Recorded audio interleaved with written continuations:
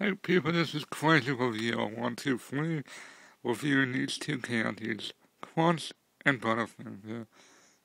I'll start out with the Crunch.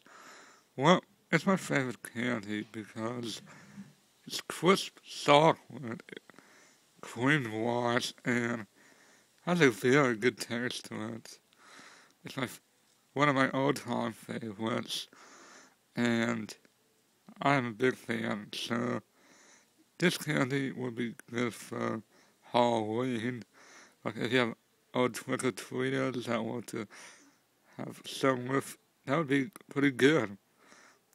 Now, now the next one I will be reviewing is, hi Joe, my cat. The next one I'll be reviewing is Butterfingers. Now, I'm not a fan of Butterfingers as much as I am with Crunch, but it's my second favorite, okay? I like it because it's peanut buttery and has a good crunchy, caramely taste to it. Not a bad candy, but I'll go with the crunch if I had to.